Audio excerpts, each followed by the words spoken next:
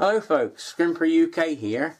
I've got a bit of a problem. I've been cleaning up my workshop, doing a bit of a tidy up, and I'm using my trusty old Electrolux 302 vacuum cleaner, and all of a sudden the motor's at it. It's arcing like mad and burning smell, horrible. So I've taken it apart to see what's up. It looks like the motor. Now you're probably thinking, why on earth has he messed around with an old thing like this? Who the hell wants one of these? And well, the simple answer is this. If I can open it, it's got a cloth bag in it, which is perfect for workshop use because I can fill it up with all my wood shavings and dust off the floor and then just empty it in the bin.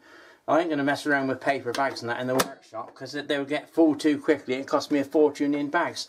So that's the reason I like this old cleaner. Now I might be able to adapt another cleaner to take bags, I don't know. But I thought I'd have a go at this. So I've taken the motor out. And I've taken the end cap off the motor, and there's a little phosphor bronze bearing in there, which appears to be okay. So I think it's the bottom bearing. So what I've done, I've taken this, knocked this end cap off, and then underneath you can see the fans, and you undo this nut, which is a left-hand thread. Take that off, take the fans off, and carefully noting which way they come off so that you can put them back on correctly. So just lay them on the bench in the order you take them off. There's another washer under the fan. Then you've got a spacer bush, like that. And then the intermediate stage, put them in the order they came off. Then you should have another fan with a washer underneath. Just take the washer off. Can't get it off. I'll pull the fan off with the washer complete. Like so. There we go. There's the washer's fallen in. Make sure you put the fans up the right way, otherwise you might get confused when you put it back together again. Another washer. Now if you look underneath, you'll see the bearing has absolutely had it. I'm going to zoom in so you can see it a bit better.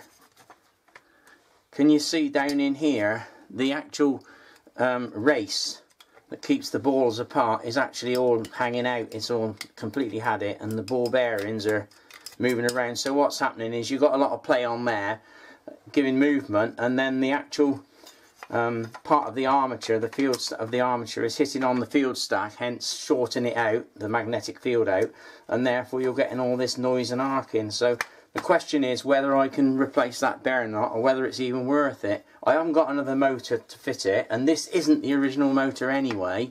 The original motor went long ago, and I found this one out of another old vacuum cleaner, and I adapted it to fit in. So I'm going to have a look, because I'm a scrimper, I'm going to have a look and see if I can mend it. So the first thing to do is take these screws out here, these 4 screws out, and this should get the end plate off. I don't know whether I'm going to be able to get it apart. One thing I should mention, whenever you're taking a motor apart, it's always a good idea to mark it first in the position so you remember which way to put it. The mark on the field stack, and on that piece and on that piece. We were always shown to do that years ago when I was learning.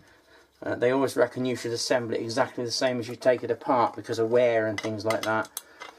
I always mark them now. It helps in putting it back together, and also it puts it back exactly as it came apart, which might be critical in some cases. Not always. Oops, there's one of the screws gone. I don't know whether I'll be able to do this or not. It might be one of those things that you can't replace the bearing. I might not even have a bearing, but to me it looks like what I'd call an LJ9 bearing, which was a common bearing used in vacuum cleaner motors. Electrolux used to have an LJ9 at the bottom and an LJ7 at the top, if I remember correctly. This one hasn't got it's a ball bearing, it's just got a bronze bush. And that comes off there.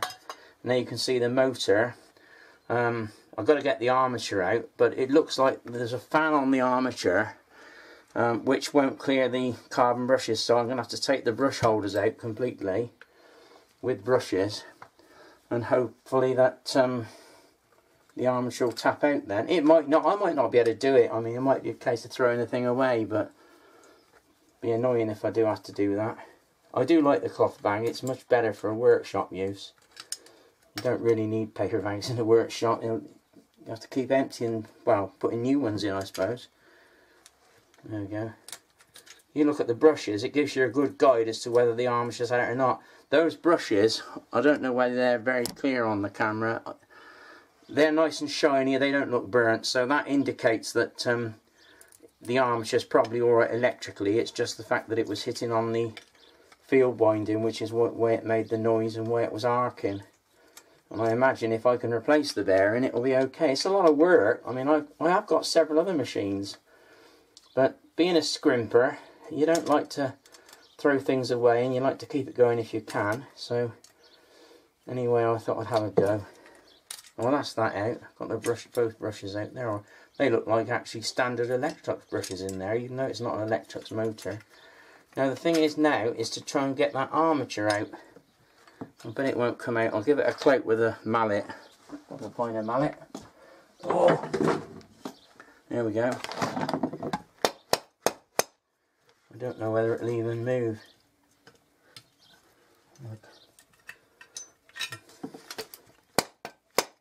Something's happening. It's going out.